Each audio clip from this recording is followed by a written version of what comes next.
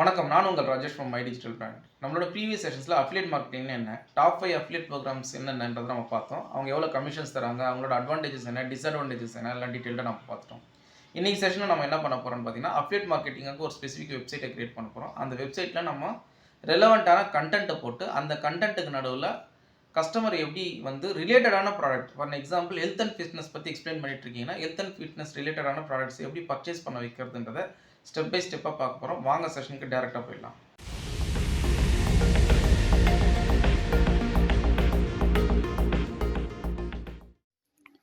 நம்ம டேரெக்டாக செஷனுக்கு போகிறது முன்னாடி இந்த அஃபிலியேட் மார்க்கெட்டிங் வெப்சைட் க்ரியேட் பண்ணுறதுக்கான 4 ஸ்டெப்ஸை பார்க்கலாம்.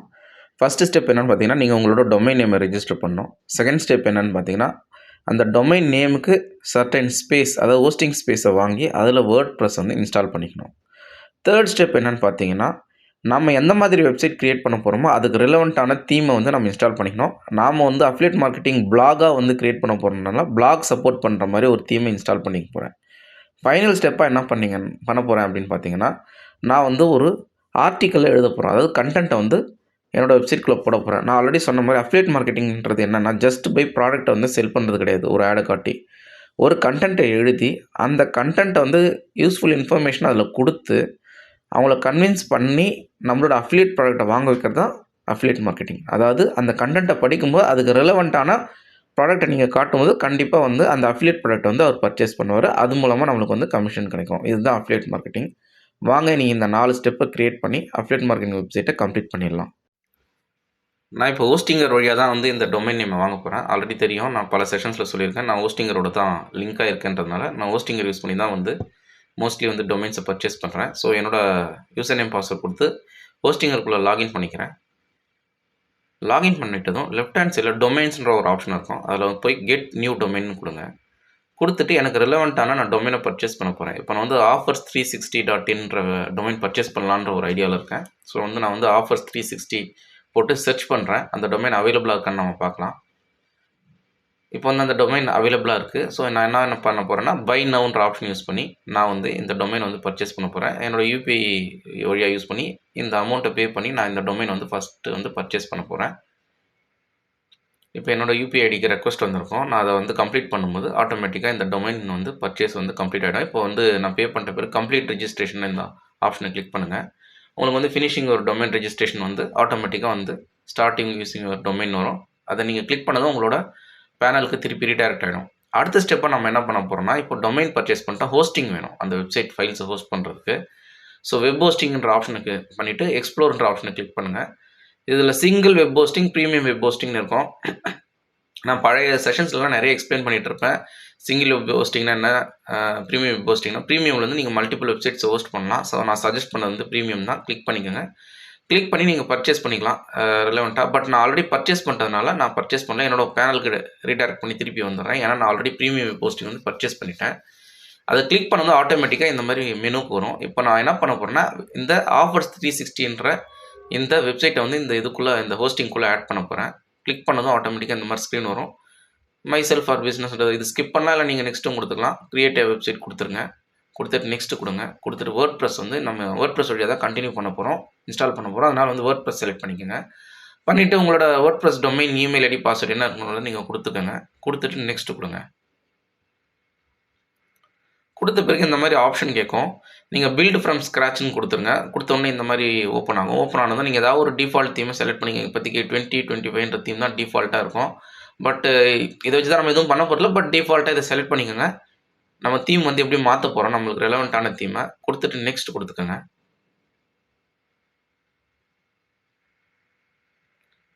நெக்ஸ்ட் கொடுத்தது ரெக்கமெண்டட் பிளகின்ஸ்ன்ற இந்த ஆப்ஷன் வரும். இதுவும் நம்மளுக்கு தேவையில்லாத பிளகின்ஸு. WP ஃபார்ம்ஸ் மட்டும் தான் நமக்கு தேவையான பிளகின். அதனால் நான் என்ன சொல்லுவேன்னா, நீங்கள் இதெல்லாம் டீசெலக்ட் பண்ணிவிட்டு இந்த WP ஃபார்ம்ஸ்ன்ற இந்த பிளகின் மட்டும் எனேபிள் பண்ணிவிட்டு நெக்ஸ்ட் கொடுத்துக்கோங்க. நெக்ஸ்ட் கொடுத்தது ஆட்டோமேட்டிக்காக எந்த டொமைனோட இது லிங்க் பண்ணணும்னு கேட்கும். ஹோஸ்டிங் ஸ்பேஸோட நான் இப்போ offers360.in தான் லிங்க் ஆகாமல் இருக்குது. அதனால் டிஃபால்ட்டாக டிஸ்பிளே ஆகுது. இதை நீங்கள் கொடுத்துட்டு நெக்ஸ்ட் கொடுத்தது ஆட்டோமேட்டிக்காக வேர்ட் ப்ரெஸ் இன்ஸ்டால் ஆக ஆரம்பிச்சிடும். ஏன்னா நம்ம வேர்ட் ப்ரெஸ் தான் யூஸ் பண்ணி தான் இதை கான்ஃபிகர் பண்ண போகிறோம். ஸோ வேர்ட் ப்ரெஸ் கான்ஃபிகர் ஆகிடும் ஆட்டோமேட்டிக்காக. கம்ப்ளீட் ஆனதும் பார்த்தீங்கன்னா உங்களுக்கு வெப்சைட் ரெடி ஆகிடும். இப்போ ஆல்மோஸ்ட் இது 100% கம்ப்ளீட் ஆகிடுச்சு. பில்ட் ஆன பிறகு ஆட்டோமேட்டிக்காக ரீடைரக்ட் ஆகி நம்மளோட கண்ட்ரோல் பேனலுக்கு வந்துடுச்சு, அதாவது அட்மின் டேஷ்போர்டுக்கு வந்துடுச்சு. நீங்கள் போய்ட்டு தனியாக கூட உங்களோட வெப்சைட் ப்ரௌசரில் இந்த வெப்சைட் ஓப்பன் ஆகுதான்னு நீங்கள் பார்க்கலாம். டிஃபால்ட் பேஜ் வரணும். ஆக்சுவலாக நம்மளுக்கு offers360.in கொடுங்க. கொடுத்துட்டு பார்த்தீங்கன்னா உங்களுக்கு ஒரு டிஃபால்ட் பேஜ் வந்துருச்சு. லுக் அண்ட் ஃபீல் நார்மலாக இருக்குது, ஏன்னா இது வந்து ஒரு டிஃபால்ட் தீம். இப்போ நம்ம என்ன பண்ண போகிறோம்னா, அடுத்ததாக போய் இந்த டேஷ்போர்டு, அதாவது இது வந்து அட்மின் டேஷ்போர்டு, இதுக்குள்ளே போயிட்டு நம்மளுக்கு தேவையான தீம், அதாவது தேர்ட் ஸ்டெப்பாக நான் என்ன சொல்லியிருந்தேன்னா, ஒரு தீம் வந்து ஆட் பண்ண சொல்லியிருந்தேன். நம்மளுக்கு ரெலவெண்ட்டான தீமு நீங்கள் போய்ட்டு இந்த சர்ச் பண்ணுங்கள். இன்ஸ்டால் அந்த தீம்ஸ்னு ஒரு ஆப்ஷன் இருக்கும், அதில் போய்ட்டு பிளாக்னு கொடுத்து சர்ச் பண்ணுங்கள். அப்பியரன்ஸ் தீம்ஸில் நிறைய தீம்ஸ் வரும். நான் சஜஸ்ட் பண்ணுறது, எந்த தீம்ஸ் வேணாலும் நீங்கள் இன்ஸ்டால் பண்ணிக்கலாம் உங்களோட விருப்பப்படி. நான் லுக் அண்ட் ஃபீல் பார்க்கும்போது இந்த பிளாக் ஆர்டிகல்ஸ்ன்றது நல்லா இருக்க மாதிரி எனக்கு தெரியுது. ஸோ நான் இந்த தீமை செலக்ட் பண்ணிக்கிறேன். நீங்கள் உங்களோட விஷ் படி பண்ணலாம், எல்லாமே சேம் தான். கண்டென்ட்டை தான் வந்து டிஸ்பிளே பண்ண போகுது.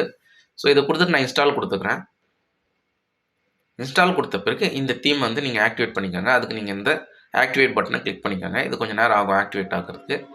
ஆக்டிவேட் ஆன பிறகு நீங்கள் ப்ரௌசரில் போய் ரெஃப்ரெஷ் பண்ணி பார்த்தீங்கன்னா உங்களோட வெப்சைட்டோட லேஅவுட் வந்து அந்த டிசைனுக்கு, இந்த டிசைனுக்கு ஏற்ற மாதிரி சேஞ்ச் ஆகிருக்கும்.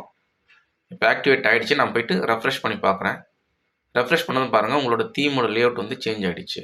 ஸோ வந்து தேர்ட் ஸ்டெப்பு கம்ப்ளீட் ஆகிடுச்சு. அடுத்தது நம்ம என்ன பண்ண போகிறோம்னா, ஒரு ஆர்டிக்கல் எழுத போகிறோம். நான் என்ன பண்ண போகிறேன்னா, அது எழுதுறதுக்கு முன்னாடி இதில் போய் கேட்டகரிஸை வந்து ஆட் பண்ணிக்க போகிறேன் நம்மளோட வெப்சைட்டில். ஏன்னா மல்டிபிள் கேட்டகரிஸ் இருக்கலாம் இல்லையா. ஃபார் எக்ஸாம்பிள் எலக்ட்ரானிக்ஸ் இருக்கலாம், ஃபேஷன் இருக்கலாம். அந்த மாதிரி ரிலவெண்ட் கேட்டகரிஸ் எல்லாம் வந்து நம்ம ஆட் பண்ணிக்கணும். ஃபஸ்ட்டு நான் என்ன பண்ணுறேன்னா, எலக்ட்ரானிக்ஸ்ன்ற ஒரு கேட்டகரி ஆட் பண்ணுறேன். இந்த எலக்ட்ரானிக்ஸ்ன்ற கேட்டகரியை நீங்கள் கொடுத்துட்டு ஸ்லக்கும் அதே நேம் கொடுத்துருங்க.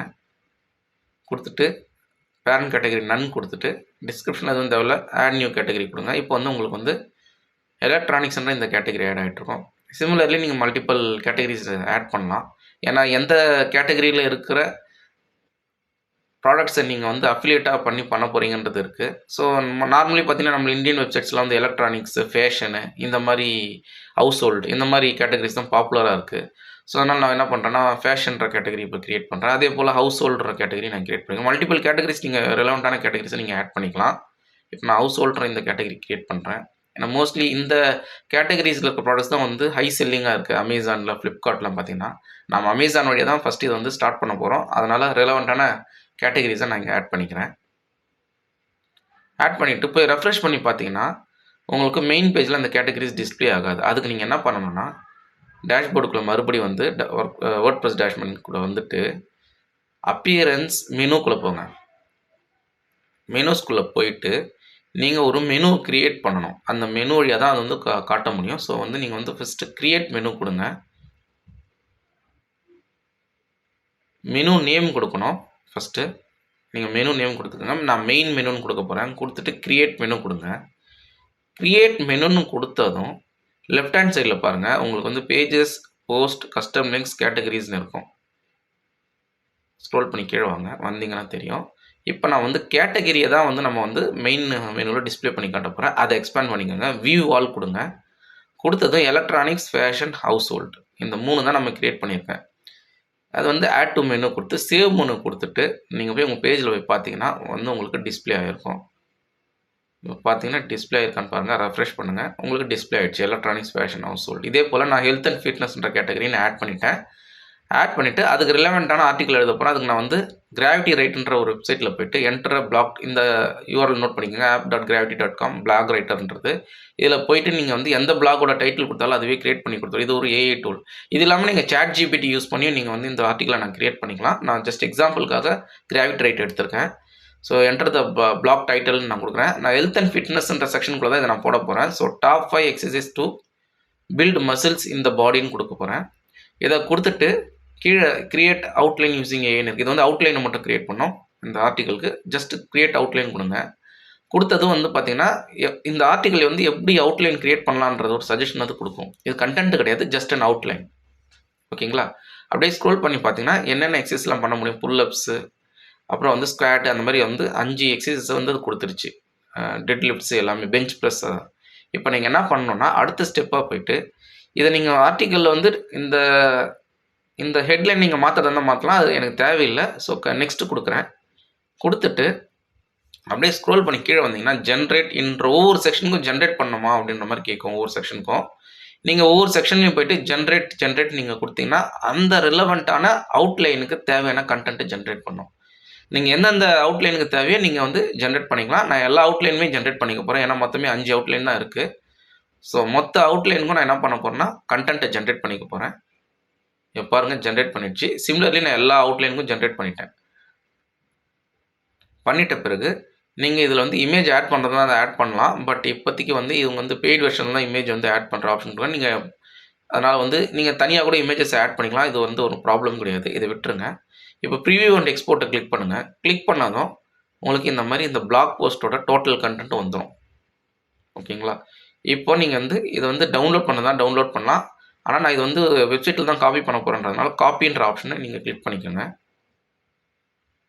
இப்போ காப்பி ஆகிடுச்சு. இப்போ நான் என்ன பண்ண போகிறேன்னா ஆட் நியூ போஸ்ட்ன்ற ஆப்ஷனை கிளிக் பண்ண போகிறேன். நம்மளோட WordPress அட்மின் டேஷ்போர்ட்லேருந்து போயிட்டு நான் ஜஸ்ட் இந்த கண்டென்ட் அப்படியே காப்பி பேஸ்ட் பண்ண போகிறேன். ஜஸ்ட் சேவர் சைடுக்கு என்னோட காப்பி பண்ணிக்கோங்க. போயிட்டு உங்களோட கண்டென்ட் அப்படியே பேஸ்ட் பண்ணுங்கள். இப்போ நான் என்னோடய கண்டென்ட்டை டோட்டலாக பேஸ்ட் பண்ணிட்டேன். ஏஐ வச்சு எழுதக்கூடாது. நீங்கள் உங்களோட ஜென்ரல் ஐடியா வச்சு நீங்கள் வந்து ஆர்டிக்கல் எழுதலாம். பட் நான் டைம் சேவ் பண்ணுறதுக்காக மோஸ்ட்லி ஏஐ யூஸ் பண்ணுறேன். இப்போ நீங்கள் ரைட் ஹேண்ட் சைடில் போஸ்ட் பிளாக்னு இருக்கு இல்லையா, அதை போஸ்ட்டில் கிளிக் பண்ணி நீங்கள் வந்து அதனோட ஃபீச்சர்ட் இமேஜ்னு ஒரு ஆப்ஷன் இருக்கும். அதை நீங்கள் கிளிக் பண்ணி ஆட் பண்ணிக்கோங்க. இது ஃபீச்சர்ட் இமேஜ் செட்டஸ் ஃபீச்சர்ட் இமேஜ்னு கொடுங்க. ஏன்னா இந்த இமேஜ் தான் டிஸ்பிளே ஆகும் உங்கள் பிளாக் ஓப்பன் பண்ணும்போது. அப்படியே ஸ்க்ரோல் பண்ணி கீழே வந்தீங்கன்னா கேட்டகரியும் ஆட் பண்ண வேண்டியிருக்கும். இது வந்து நான் வந்து ஹெல்த் அண்ட் ஃபிட்னஸில் வந்து நான் இதை ஆட் பண்ண போகிறேன். ஸோ அது ஹெல்த் அண்ட் ஃபிட்னஸ்ன்ற இந்த கேட்டகரிக்குள்ளே நான் இந்த போஸ்ட்டை வந்து நான் கம்ப்ளீட் பண்ண போகிறேன். இப்போ பப்ளிஷ் பண்ண பிறகு பார்த்தீங்கன்னா உங்களோட வெப்சைட்குள்ளே பார்த்தீங்கன்னா ஒரு ஆர்டிக்கல் வந்து வந்துடுச்சு. இதே போல் நீங்கள் மல்டிபிள் ஆர்டிகல்ஸ் போடும்போது உங்கள் வெப்சைட் லேஅவுட்லாம் சேஞ்ச் ஆகிடும். அந்த ஆர்டிக்கல் நீங்கள் கிளிக் பண்ண பிறகு பாருங்கள் டோட்டல் கண்டென்ட்டையும் காட்டுது உங்களுக்கு. இந்த ரைட் ஹேண்ட் சைட் லேஅவுட்ஸ் எல்லாம் கூட நீங்கள் சேஞ்ச் பண்ணலாம். அதை பற்றி வரி பண்ண தேவையில்ல. இப்போ பாருங்கள் இந்த ஆர்டிக்கலை நீங்கள் எடிட் பண்ணி எந்த இடத்துல வந்து முக்கியமான ஸ்டெப் இதுதான், எந்த இடத்துல வந்து நீங்கள் உங்களோட அஃபிலியேட் ப்ராடக்ட் வந்து டிஸ்பிளே பண்ணுன்றது. இப்போ பாருங்கள் ஸ்குவாட்னு ஒரு ஆப்ஷன் இருக்குங்களா, இந்த இடத்துல வந்து நீங்கள் ஆட் பண்ணுறதா இருந்தால் நீங்கள் ஆட் பண்ணலாம் உங்களோட அஃபிலியேட் மார்க்கெட்டிங் வெப்சைட் இருக்க ப்ராடக்ட்டை. அதே போல் ஸ்க்ரோல் பண்ணி வாங்க. டெட் லிஃப்ட்ஸ்னு இருக்குது. இப்போ டெட் லிஃப்ட் ரிலேட்டடான ப்ராடக்ட்ஸு. அதே போல் ஸ்குவாட் ரிலேட்டடான இப்போ பெஞ்ச் ப்ரெஸ்ன்னு இருக்குது. பெஞ்ச் ப்ரெஸ் பண்ணுறதுக்கான ப்ராடக்ட்ஸ் என்னென்ன அப்படின்ற ரிலவெண்ட்டான ப்ராடக்ட் அங்கங்கே போடும்போது அவங்க பர்ச்சேஸ் பண்ணுவாங்க. நீங்கள் அதுக்கு என்ன பண்ணணும்னா உங்களோட அஃபிலியேட் மார்க்கெட்டிங் வெப்சைட்டில் இப்போ நான் அமேசான் தான் நம்ம வந்து அஃபிலியேட் மார்க்கெட்டிங்காக நம்ம ஜாயின் பண்ண போகிற ஐடியாவில் வச்சுருக்கோம். அதுக்குள்ளே போயிட்டு நீங்கள் ஸ்குவாட்ன்ற ஆப்ஷன் யூஸ் பண்ணி ஸ்குவாட் எக்ஸைஸ் அப்படின்ற மாதிரி நீங்கள் செலக்ட் பண்ணி அதுக்கு ரிலவெண்ட்டான ப்ராடக்ட்ஸ் என்னென்ன இருக்குன்றதை டிஸ்பிளே பண்ணோம். அப்படியே ஸ்க்ரோல் பண்ணி வாங்க. ஸ்க்ரோல் பண்ணி வந்தீங்கன்னா இப்போ பாருங்கள் இந்த ஃபஸ்ட்டு ஆட் வந்து ரிலவெண்ட்டான ஆட். இது வந்து ஸ்குவாட் எக்ஸசைஸ் பண்ணுறதுக்கான யூஸ் பண்ணுற ஃபோம் எக்ஸசைஸ்ன்னு சொல்லுவாங்க. ஃபோம் பெட் இது ஃபோம் குஷன். இதை வந்து நம்மளோட ரிலவெண்ட்டாக இந்த ஆடை வந்து நம்ம அங்கே கொடுக்கும்போது அந்த ப்ராடக்ட்டை கொடுக்கும்போது அவங்க பர்ச்சேஸ் பண்ணுவாங்க. ஓகேங்களா? இதுதான் டோட்டல் இந்த ஆர்டிக்கிளோட டீட்டெயில்ஸ். இந்த ப்ராடக்ட்டை தான் வந்து நாம் வந்து இப்போ டிஸ்பிளே பண்ண போகிறோம். ஆனால் இது எப்படின்றத நான் அடுத்த செஷனில் காட்டுறேன். ஏன்னா நம்ம வந்து அமேசான் அஃபிலியேட் ப்ரோக்ராமில் ஜாயின் பண்ணி அந்த லிங்க் வழியாக தான் இதை ப்ரொமோட் பண்ண போகிறோம். இன்றைக்கி செஷனில் ஒரு அஃபிலியேட் மார்க்கெட்டிங் வெப்சைட் எப்படி கிரியேட் பண்ணுறது ஸ்டெப் பை ஸ்டெப்பாக பார்த்தோம். ரெலவெண்ட்டான ஆர்டிக்கலும் நம்ம இன்றைக்கி போஸ்ட் பண்ணிட்டோம். நம்மளோட அடுத்த செஷனில் அந்த ஆர்டிக்கலுக்கு நடுவில் வந்து எப்படி வந்து நம்மளோட சஜஷன்ஸை ஸ்பெசிஃபிக்காக அஃபிலியேட் ப்ராடக்ட்டை வந்து எப்படி வந்து டிஸ்பிளே பண்ண வச்சு பர்ச்சேஸ் பண்ண வைக்கிறதுன்றதை நம்மளோட அடுத்த செஷனில் பார்க்கலாம். நம்மளோட அடுத்த செஷனில் நம்ம என்ன பண்ண போகிறோம்னு பார்த்தீங்கன்னா அமேசான் அஃபிலியேட் ப்ரோக்ராமில் ஜாயின் பண்ணி அமேசான் ப்ராடக்ட்டை வந்து நம்ம வந்து சஜஷனில் கொடுத்து இந்த ஆர்டிக்கலுக்கு நடுவில் படிக்கிறவங்களை வந்து எப்படி கன்வெர்ட் பண்ணி அந்த ப்ராடக்ட்டை பர்ச்சேஸ் பண்ண வைக்கிறதுன்றதை நம்ம பார்க்கணும். இன்றைக்கி செஷன் உங்களுக்கு யூஸ்ஃபுல்லாக இருக்குன்னு நான் ஃபீல் பண்ணுறேன். பிடிச்சிருந்தால் லைக் அண்ட் சப்ஸ்கிரைப் பண்ணுங்கள். தேங்க்ஸ் ஃபார் வாட்சிங் மை சேனல்.